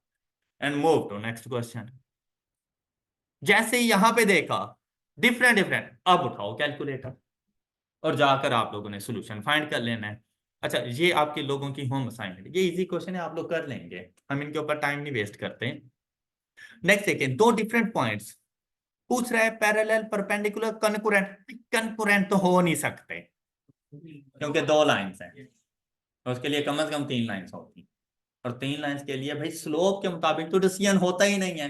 स्लोप पॉजिटिव, नेगेटिव, 0, इन्फिनिटी, उन लाइंस का कुछ भी हो सकता है, point of intersection same. All right, अच्छा, ये याद रखिएगा बेटा, आई कैप के एग्जाम में नन ऑफ दीज पे तुक्का कभी नहीं लगाना। 90% तक नन ऑफ दीज आंसर नहीं होता, ये याद रखना, मतलब उसके अलावा जाना। दूसरी बात, ऑल ऑफ दीज आ जाए तो 90% तक ऑल ऑफ दीज होता है, या बोथ का ऑप्शन आ जाए तो वैसे आपने सॉल्व करना है, बता रहा हूं तुक्का लगाना। नन ऑफ दीज पे कभी ना लगाना, बोथ और ऑल ऑफ दीज को कभी ना छोड़ना। ओके, ये याद रखना। उनके मैक्सिमम चांसेस होते हैं। जब तुक्का यह करना तो गलत ही है ना, तो जरा सोच समझ के करो, हो सकता है ठीक हो जाए, तो वैसे ही करना। अच्छा अब देख, आप में से बहुत से शहजादे ऐसे होते हैं जो नन ऑफ दिस पे टिक करके आ जाते हैं, तो ऐसा ऐसा कुछ नहीं होता। अच्छा जी, अच्छा यहाँ पे देखें, अब देखें हमारे पास पैरेलल या परपेंडिकुलर, तो यहां से स्लोप की वैल्यू फाइंड करें, तो यहाँ पे मेरे पास स्लोप की वैल्यू आ जाएगी 1-3/2 + 8, माइनस माइनस प्लस हो जाएगा, तो स्लोप की वैल्यू आ रही है -2/10 = -1/5। यहां से देखें -1 -0 करूं तो वो एक ही बात है। 11 - 6 = -1/5 -1/5 एंड आंसर इज, अच्छा सेम कॉन्सेप्ट होता है, लेकिन क्या करता है किसी एक कोऑर्डिनेट को ना मिस कर देता है, और फिर आपसे कहता है कि भाई लाइंस की रिलेशनशिप बताता है कि भाई पैरेलल हैं या परपेंडिकुलर, और कहता है बताओ के की वैल्यू क्या है। बहुत सिंपल सा क्वेश्चन है, आपने फर्स्ट दो पॉइंट्स के स्लोप की वैल्यू फाइंड की, -2 -1/2 + 1 = -1। आई होप कि ये बात समझ आ गई है। -3/3 = -1। क्लियर हो गया? मतलब कैलकुलेटर को तो ये बताएंगे ना, जैसे इज इक्वल टू करोगे तो -1 आंसर आ जाएगा। फिर आपने इसका स्लोप फाइंड करना है, k-2 /2 - 1 = 1, तो डिनोमिनेटर में 1 लिखने की जरूरत नहीं है। ये है आपके पास m1 और ये है आप लोगों के पास m। अच्छा अब कौन सी लाइंस हैं, तो पैरेलल लाइंस के लिए हम लोगों ने क्या कहा था कि m1 = तो यहां से k की वैल्यू आ गई। और अगर सपोज ये होता हमारे पास परपेंडिकुलर लाइंस, तो उसके लिए हम लोगों ने क्या पढ़ा था, m1 × m2 = -1। ऐसे ही है ना, उठा लेते कैलकुलेटर, -1। भाई कोशिश करना जितना हो सके दिमाग का इस्तेमाल कम से कम करना, क्योंकि जो चीज है नहीं वो इस्तेमाल कैसे करें, तो कैलकुलेटर यूज कर।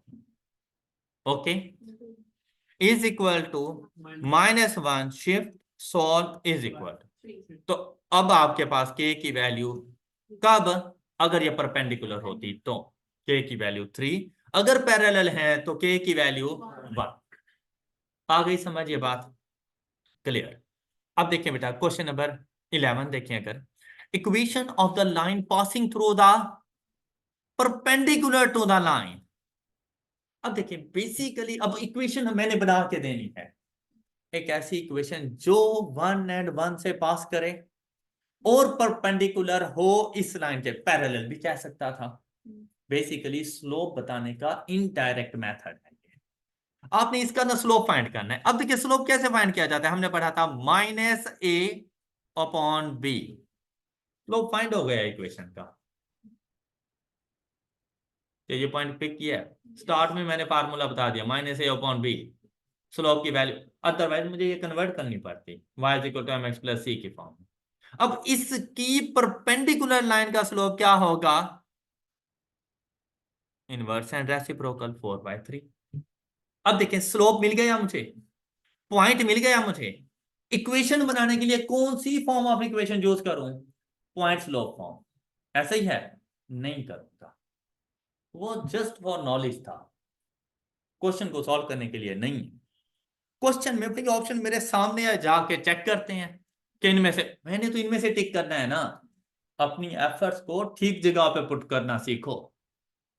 तो वो पॉइंट स्लो फॉर्म है, अगर पूछ लेगा तो बता देंगे, लेकिन क्वेश्चन को सॉल्व करने के लिए उसने कहीं नहीं लिखा था कि उसी से ही सॉल्व करके दो। उससे क्या पता मैंने अगर सपोज सी टिक किया है तो कैसे किया है, पता नहीं, दाएं बाएं वालों का देखा है, तुक्का पढ़ा है, मैंने पढ़ा बिस्मिल्लाहिर्रहमानिर्रहीम था, और बाय चांस ठीक हो जाए, उसने तो 2 नंबर देने हैं। ऐसा ही है ना, 2 नंबर लेने हैं अब उससे। और इसको सॉल्व करने का मेथड, अब देखिए ये वो चीजें हैं ऑल्टरनेटिव है कि अगर मुझे फॉर्मूलाज नहीं भी आते ना, मैंने वहां पे बैठे हुए क्वेश्चन सॉल्व करना है, और मैंने सिर्फ सॉल्व नहीं करना, मैंने उसको ठीक भी करना है।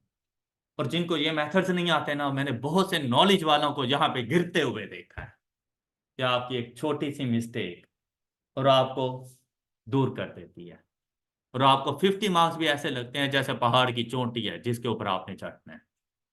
ऑल राइट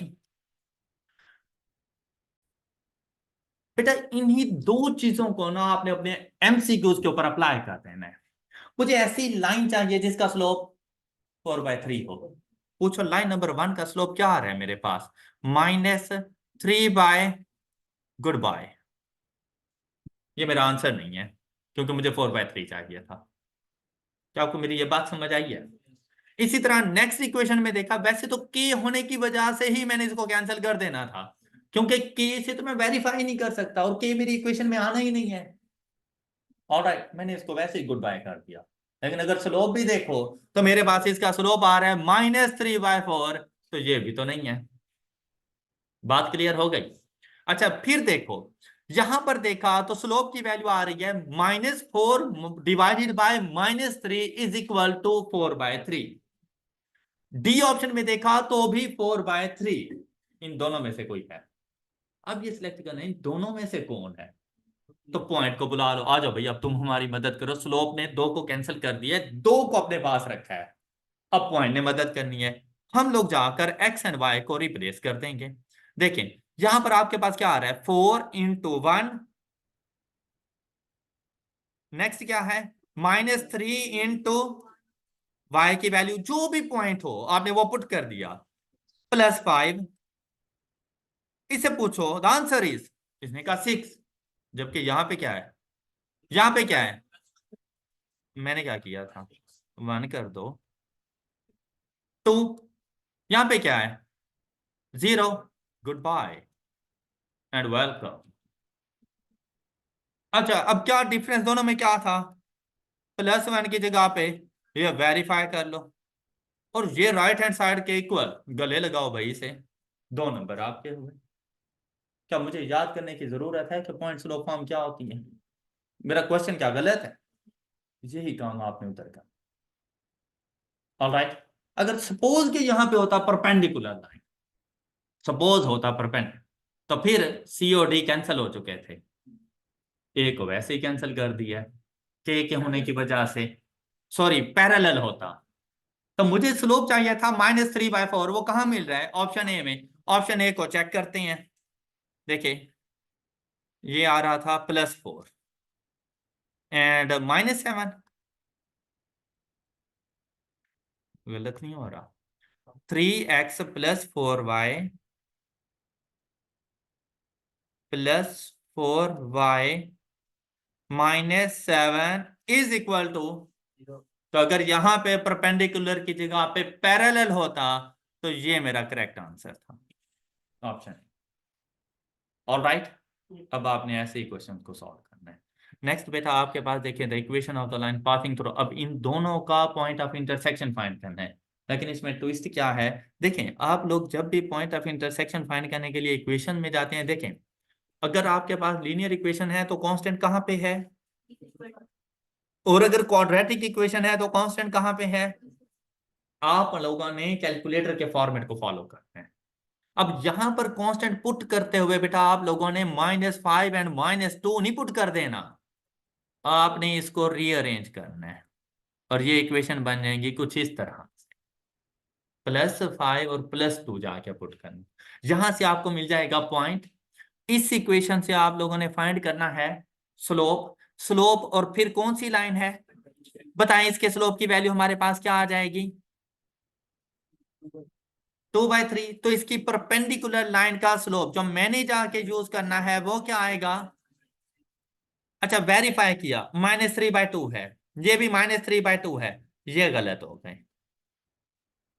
अब देखिए ये वो चीजें हैं बेटा, देखो अभी तक कैलकुलेटर भी नहीं उठाया, लेकिन 2 ऑप्शन भी गलत कर चुका हूं।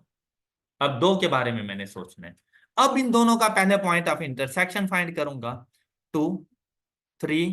कैलकुलेटर पे ऐसी ग्रिप हो, इसके साथ ऐसी दोस्ती हो कि इस जैसा साथ आपका किसी ने नहीं देना। आपके बड़े बड़े दोस्त वहां पर आपका साथ छोड़ जाएंगे, इवन कि हमने भी नहीं होना उधर, लेकिन ये आपका साथ नहीं पाएगा। 1 एंड 1। अच्छा, अब इन दोनों में से 1 पुट कर देते हैं। अच्छा, वैसे ये देखो 3 इंटू 1 प्लस 3, 2 इंटू 1 प्लस 5, तो plus plus plus is not equal to 0। ये मेरा आंसर है। कितना टाइम लगेगा? Maximum 1 minute. 50 MCQs हैं, 50 मिनट्स में खत्म, 1 घंटा भी नहीं लगा और आपका पेपर था। अच्छा यार, डबल कर लो, 100 मिनट्स, आपके पास 120 है, 20 मिनट्स प्रॉफिट। जाओ पहले टाइम दे दो, टाइम पे पहुंच जाओ। लेकिन पेपर सॉल्व करने के बाद, हाँ, ट्रैफिक भी तो हो सकता है ना, लेट नहीं होना, पता चले भाई किसी और को टाइम मिल गया है। अच्छा, अब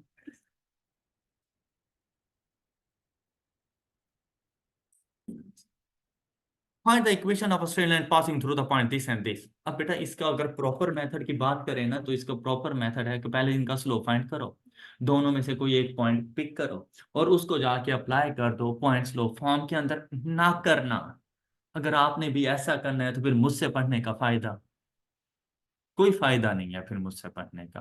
पॉइंट उठाओ, इक्वेशन में पुट करो, और जहां पे left and right hand side equal है, करेक्ट आंसर है। लेकिन दोनों। अच्छा, अब हम लोग क्या करेंगे? देखो, मेरा फर्स्ट पॉइंट आया -3। अच्छा, पहले जो पॉइंट आपने पुट करना है ना, कोशिश करना कि आप ये पॉजिटिव वैल्यूज को देखते हैं, नेगेटिव बाद में बुला लेंगे, पहले बी पॉजिटिव। तो वो कौन कौन है? 4 और 1। अच्छा, ये देखो, मैंने यहाँ पे 4 पुट किया, यहाँ पे 1 पुट किया। 4 × 3 12, -5 = 7। ये मैच कर गया है, ऐसे ही है ना? अच्छा, यहाँ पे देखो, ये ऐड करूं तो भाई 6 नहीं बन, और सॉरी 9 नहीं बन रहा। इसको बाय बाय बोलो। अब हालांकि दूसरे से नहीं पूछा, पहले ने रिजेक्ट कर दिया, तो जब अब्बा ने मना कर दिया है तो अम्मी से पूछने की जरूरत ही नहीं है। ओके, अब्बे की तरफ से रजामंदी हो तो अम्मी को भी मना लो, राइट? फिर उनसे भी पूछ लो, अगर दोनों की रजामंदी हो तो टिक करो भाई। ओके। अच्छा, नेक्स्ट देखो, कहते हैं y की वैल्यू अगर मैं यहां पे 1 पुट करूं तो 4 + 1 = 5 होता है। नहीं, यहां पर देखो, x की वैल्यू मेरे पास है 4, -2 × 1 = 2। देखो यार, 4 और 1 ने मुझे बता दिया कि 3 गलत हैं। टोटल ऑप्शन ही 4 थे भाई, गले लगाओ इसको, ये आपका करेक्ट आंसर है। अब फर्स्ट पॉइंट भी पुट कर लो ना, तब भी आंसर सही। अब आप बताओ, क्या मुझे कोई नॉलेज चाहिए? मुझे सिर्फ स्मार्ट वर्किंग चाहिए कि मैंने क्वेश्चन को सॉल्व कैसे करना है, और कोई गलत करके आप दिखा दें मुझे।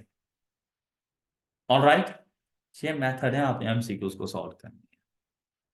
हर चैप्टर ऐसे ही हो जाता है, और हर चैप्टर पे आपने सिर्फ यही टेक्निक्स मुझसे सीख के जानी है। लेकिन बेटा, मुझे आती है अल्हम्दुलिल्लाह। लेकिन क्या आपको आती है? उसका पता चलेगा जब आप प्रैक्टिस करो, और जब आप आज के दिन प्रैक्टिस ही इसी तरह से करो। तो अब चाहे जो भी आपके पास प्रैक्टिस क्वेश्चंस हो, आपने ऐसे ही सोचना है चीजों को, आपने प्रॉपर नहीं सोचना। आपने ये देखना है कि भाई इन ऑप्शंस में से भाई मैक्सिमम ये 4 ही ऑप्शन है ना, इन्हीं में से एक को टिक करना है ना, तो किसको करो? आपका फोकस उस पे होना चाहिए। क्लियर? बेटा, ये बाकी जो आपके पास है, find the linear equation of a point passing through the origin. तो अब एक पॉइंट जी है, एक point origin, 0 and 0।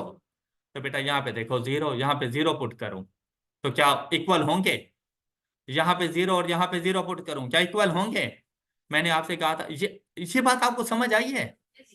0 and 0 put किया तो left and right hand side equal नहीं आ रही, ए और बी को कैंसिल किया, नन ऑफ दीज, मैंने कहा वैसे ही नहीं होता।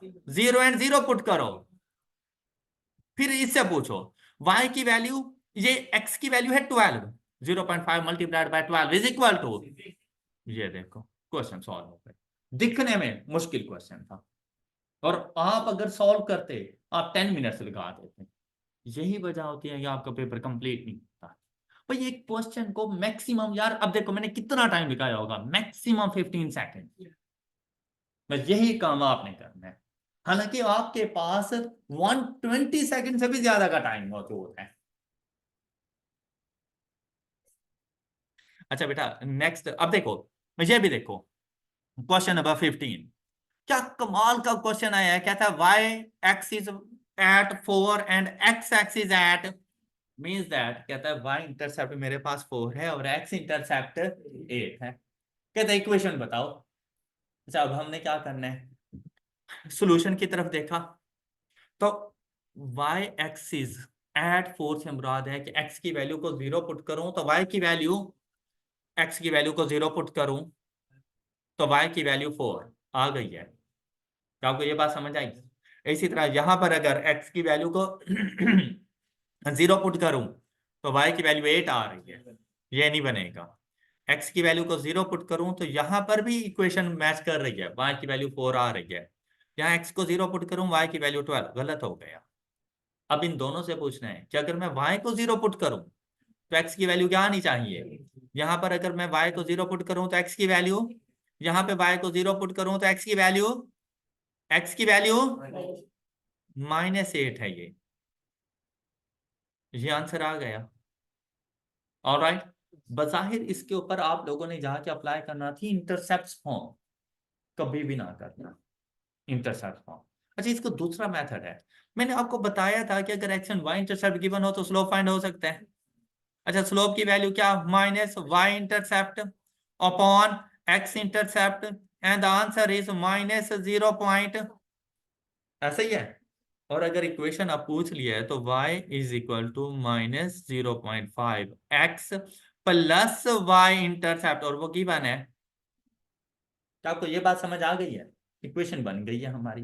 अच्छा क्या मैं -0.5 को 1/2 लिख लूं? कोई एतराज?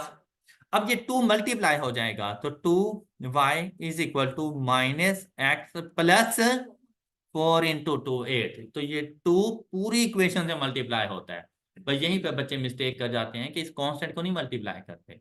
अब इसको जरा रीअरेंज करें तो हम इसको लिखेंगे x plus 2y is equal to ये ऑप्शन। Got it? अच्छा बेटा ये 16 17 इनको आप लोगों ने ज़रा खुद से जाके ट्राई करना है और इंशाल्लाह फिर कल हम लोग देख लेंगे। अब जैसे आपके पास यहाँ पे ब्रेक इवन पॉइंट के बारे में पूछ रहे हैं तो आप देखें ये फिक्स्ड कॉस्ट गिवन है, सॉरी ये आप लोगों के पास कॉस्ट गिवन है, यहाँ पर ये वेरिएबल कॉस्ट आ गई है और ये टोटल कॉस्ट है। तो बेटा कॉस्ट इक्वेशन अगर हमसे पूछी जाए y is equal to M X plus C, ये हमारे पास कॉस्ट इक्वेशन कहलाती है। इसमें y से मुराद होता है टोटल कॉस्ट, m से मुराद होता है वेरिएबल कॉस्ट, x से मुराद होता है नंबर ऑफ यूनिट्स और c से मुराद होता है फिक्स्ड कॉस्ट।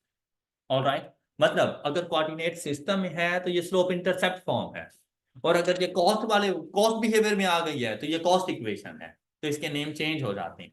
तो इस सिचुएशन में बहुत सिंपल सा था कि y की जगह पे आ जाता है total cost is equal to m 5.6 into x, ये 5.6 वेरिएबल कॉस्ट m को रिप्लेस करेगा, नंबर ऑफ यूनिट्स हमने बताने हैं वो x हैं, प्लस फिक्स्ड कॉस्ट उसने बता दी 188,000।